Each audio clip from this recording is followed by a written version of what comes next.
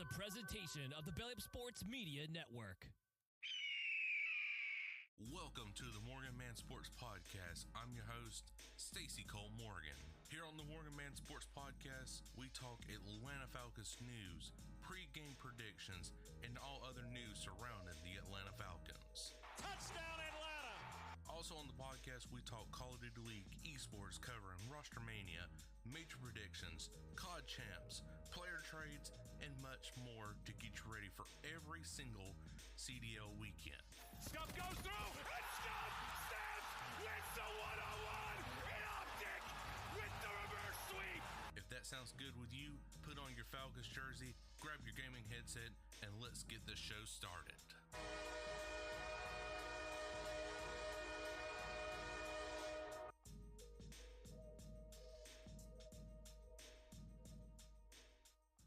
What is going on, you guys? I'm your host, Stacy Cole Morgan, and you are listening to the MorganMan Sports Podcast here on Spotify, Google Podcasts, or wherever you find your preferred podcast. Ladies and gentlemen, today we are talking about the Carolina Panthers visiting the Atlanta Falcons this Sunday, January 5th at 1 p.m. Eastern in beautiful Atlanta, Georgia at Mercedes-Benz Stadium. Week 18 of the NFL is here, ladies and gentlemen.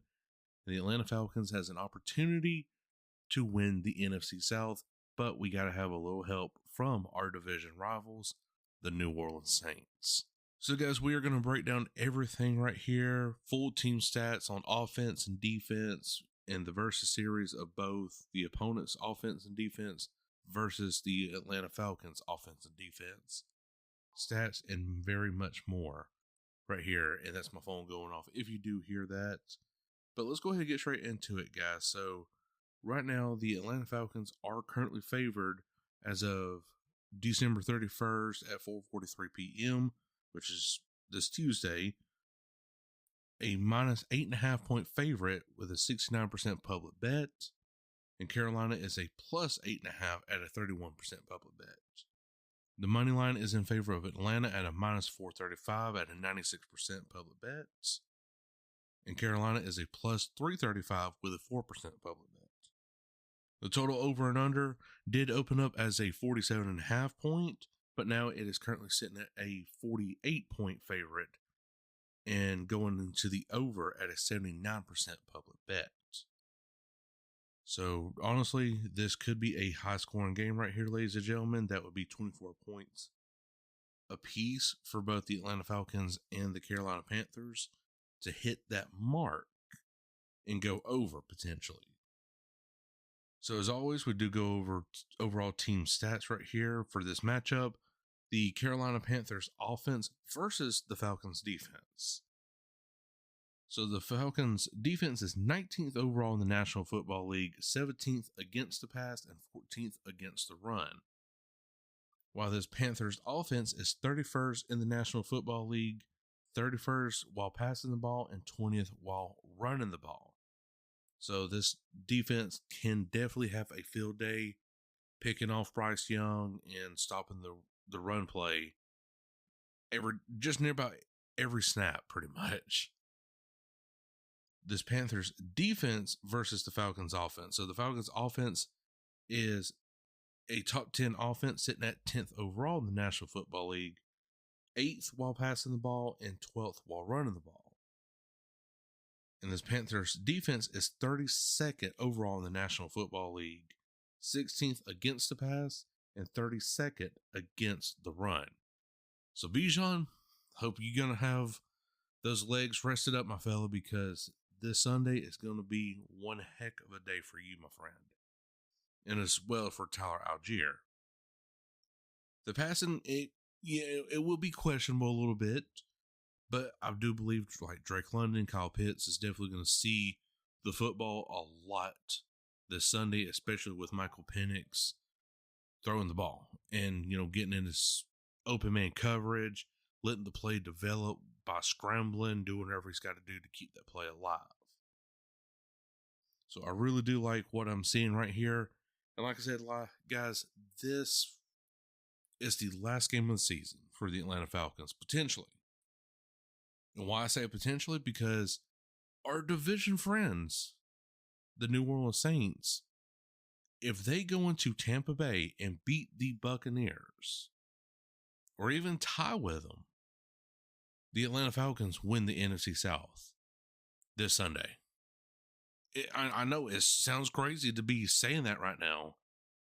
And for my first time since 2019, 2020, right in there doing podcasting, I would love to do a playoff edition for the Atlanta Falcons and just be so hyped about it. But again, we got to have some help with our division friends, the New Orleans Saints. So as much as it kills me to say it, and I'm probably going to get sick after this podcast right here, but go Saints.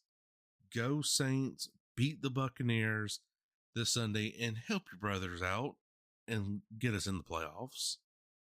We're tired of the Buccaneers winning the division ever since Tom Brady. You know, that sucked that year, honestly, because the Buccaneers are 3 or potentially now 3 seasons in a row winning the NFC South.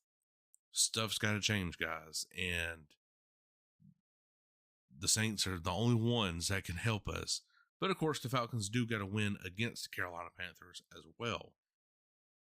But let's just talk about this quick scenario right quick.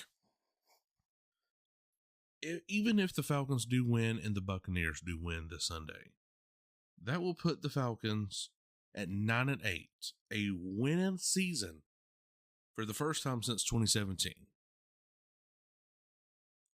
I would honestly be quite impressed with that, honestly. I know the players and other Falcons fans, they're going to be disappointed, fire Raheem Morris, this or that. No, I do believe, and I'm going out on a limb here, and against the media perspective from the fans and everything like that, but I do believe that Raheem Morris was the right coach for this job. You know, he's brought back the atmosphere of what Atlanta football is supposed to be. You go out to Mercedes-Benz Stadium on any given Sunday, and this team's going to be very competitive at home. It's going to be very competitive on the road. And Raheem Morris has really brought that energy back to Atlanta. Yes, I know he didn't call the timeout right there on Sunday Night Football, but all coaches make that same mistake. Raheem Morris is not the first one, and it's definitely not going to be the last one. So I'm honestly rooting for Raheem Morris. I really am. I believe he's going to learn a lot from the season. He's definitely stepped into that defensive role again, like he was back in the Rams, last year. And the defense has gotten better. The defense has gotten tremendously better since that bye week. Now, I know the offense did take a little dip, but we had Kirk Cousins. And now since we got Michael Penix Jr. at the helm for the quarterback position, and he's able to scramble around just a little bit more, then plays start to develop a lot better. And that's what gets Drake London into open man coverage, won't get tackled for another 10 yards or whatever it is. Or Kyle Pitts. I know Kyle Pitts is definitely the unicorn. He gets triple manned. But most times, Kyle Pitts does come up with the football. Just like that 4th and goal play in Washington when Michael Penix threw it to Kyle Pitts. Boom. It was in a tight window, triple man, but still came up with the ball, and we tied the game right then and there. So, guys, I'm also looking forward to the Sunday right here. I sure hope you are. And, guys, again, I hate to say it, but go Saints. Every Falcons fan needs to be a Saints fan this weekend and cheer them on, because the Falcons could potentially go and host a playoff game at Mercedes-Benz Stadium for the first time since 2017. That's going to be tremendously epic, guys. I'm stoked for it, and I hope you are as well. So my final score prediction right here, guys, I know the whole over and under is 48. That would put it at 24 points per team. But I'm going to go out and sit here and say that the Falcons are still going to go over on this. But I'm going to say 36 to 18 is my final score prediction for the Atlanta Falcons this Sunday in the Benz. Then after that, we watch the Saints and Buccaneers game and cheer for on the Saints. So, guys, also next week, we are going to be back into the Call of Duty League action with Atlanta FaZe taking on the Miami Heretics. I will be breaking that matchup down for you guys to look forward to this weekend. I believe we are going into the Modern 1 tournaments, and that's where the Atlanta FaZe will face the Heretics at in the single elimination bracket.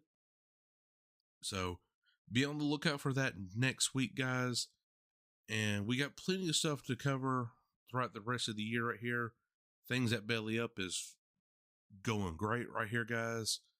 I can't really reveal too much details right now about what's being planned, but regardless with me at Belly Up, guys, things are finally taking shape and place, and I cannot be much more prouder than to be a part of it. And I know the guys at the network, if you are listening, thank you guys so much for giving me the opportunity, and I cannot wait to work even harder than what I am right now. So, but guys, I hope you did enjoy it. If you did, make sure to like button wherever you are listening from, iHeartRadio, Spotify, Google Podcasts, or wherever you find your preferred podcasts. But until then, I, Cole Morgan, will catch you all later. Peace. Thank you for listening to this Belly Up Sports Podcast Network product. Some said we go belly up, so we made it our name, and we're still here.